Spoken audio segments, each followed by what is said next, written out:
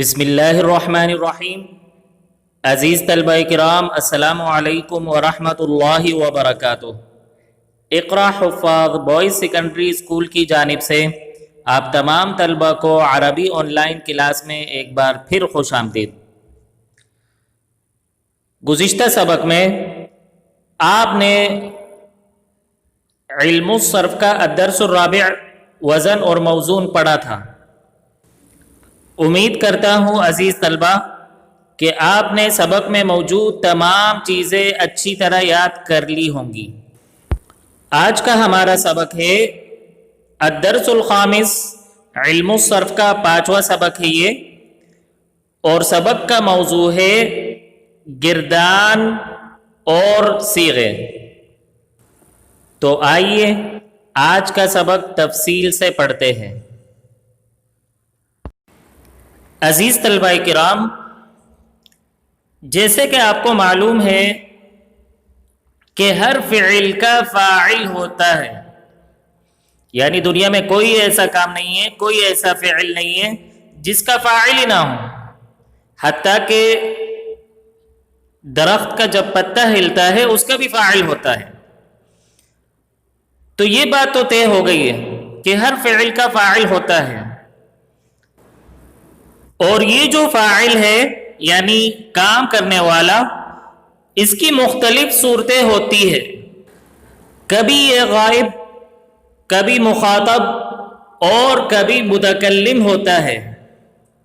غائب سے مراد جس کے بارے میں بات کی جا رہی ہو یعنی تھرڈ پرسن، اور حاضر جس سے بات کی جا رہی ہو یعنی سیکنڈ پرسن، اور متکلم جو بات کرنے والا ہے یعنی فرسٹ پرسن۔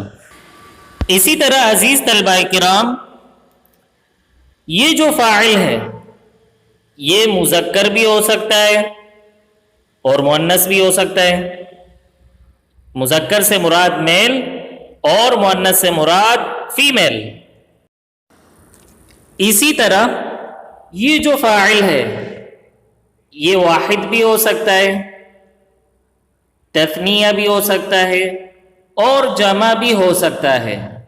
واحد سے مراد ایک سنگولر، تثنیہ سے مراد دو ڈوئل، اور جمع سے مراد تین یا تین سے زیادہ پلورل۔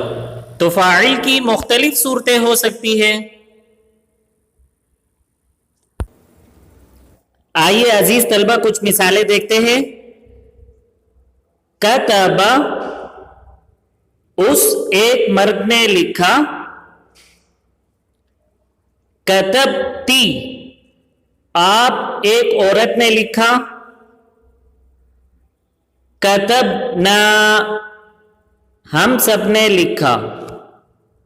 ان تینوں افعال میں، تینوں الفاظ میں جو چیز کامن ہے، یعنی جب ہم نے اس کا ترجمہ کیا ہے، لفظ لکھا تینوں میں استعمال ہو رہا ہے۔ اب فعل ہے لکھا، لیکن عزیز طلبہ کرام اس فعل کے ساتھ جو مختلف الفاظ استعمال ہوئے ہیں، یعنی اس ایک مرد نے، آپ ایک عورت نے، ہم سب نے، ان کے ذریعے ہمیں فاعل یعنی کام کرنے والے کی حالت معلوم ہو رہی ہے، اس کے بارے میں ہمیں معلومات مل رہی ہے کہ وہ شخص غائب یا مخاطب یا متکلم ہے۔ اسی طرح وہ شخص مذکر یا مؤنث ہے، اور وہ شخص واحد یا تثنیہ یا جمع ہے۔ اب ہمیں ترجمے کے ذریعے صیغہ معلوم ہوتا ہے کہ بھئی یہ کون سا صیغہ ہے۔ مثال، کتبہ، اس ایک مرد نے لکھا۔ ایک سے معلوم ہو رہا ہے کہ یہ فاعل ایک ہے، واحد ہے۔ ایک کے لیے عربی میں واحد استعمال کریں گے۔ دوسری بات جو معلوم ہو رہی ہے وہ یہ ہے کہ یہ شخص مذکر ہے، کیونکہ یہاں لفظ مرد استعمال ہو رہا ہے تو اس سے معلوم ہو رہا ہے کہ یہ مذکر ہے. اور تیسری بات یہ معلوم ہو رہی ہے کہ یہ شخص غائب ہے. یہ ہمیں کہاں سے معلوم ہوا؟ کیونکہ جو ہم ضمیر استعمال کر رہے اس کے ذریعے معلوم ہو رہا ہے کہ یہ غائب ہے. تو ہمیں یہ معلوم ہوا کہ اس فعل کا صیغہ ہے واحد مذکر غائب.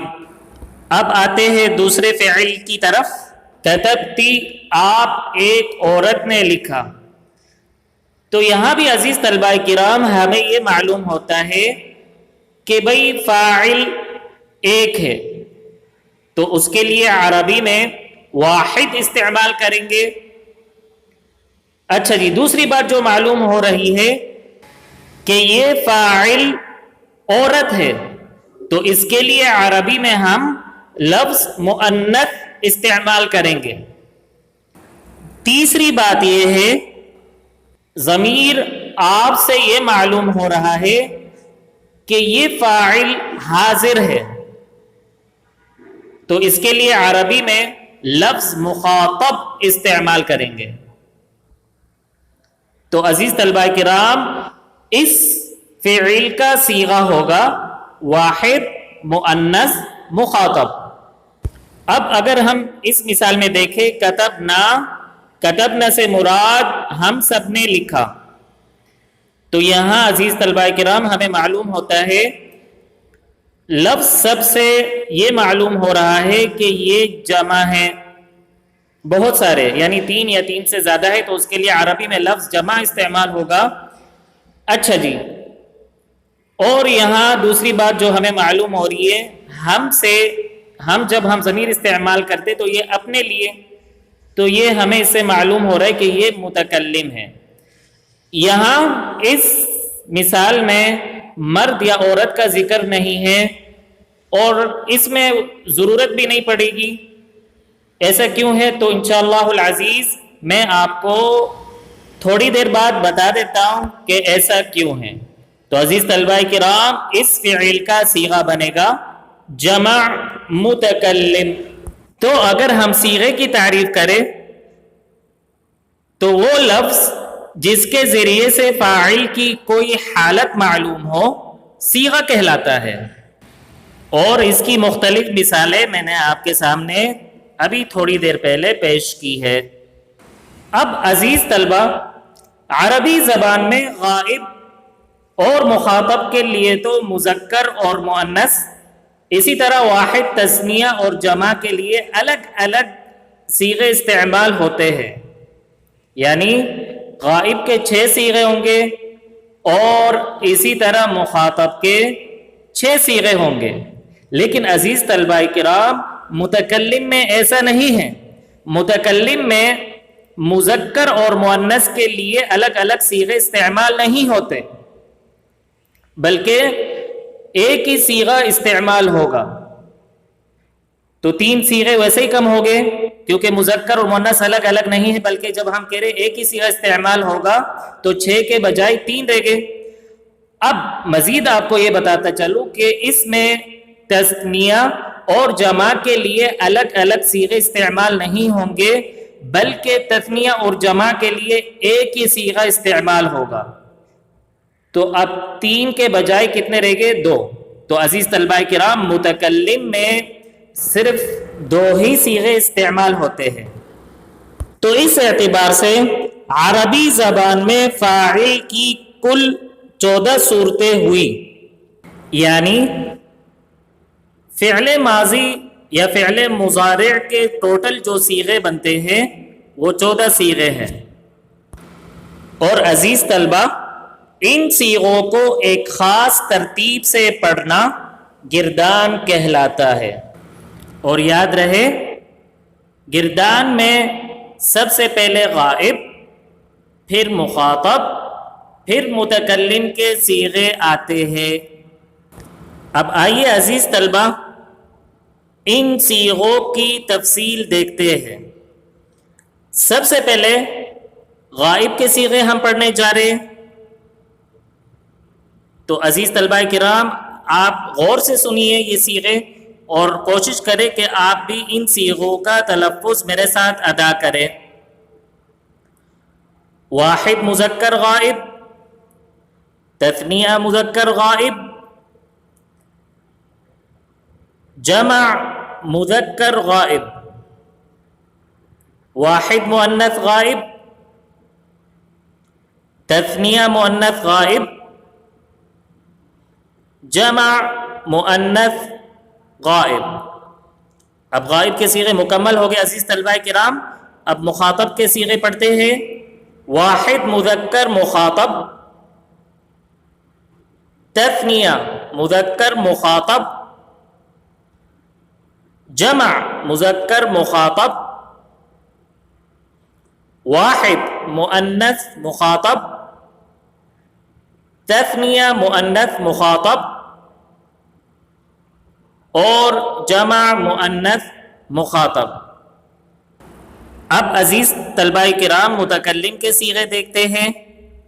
اور جیسا کہ میں نے آپ کو بتایا کہ متکلم میں صرف دو ہی صیغے ہوتے ہیں، واحد متکلم اور جمع متکلم.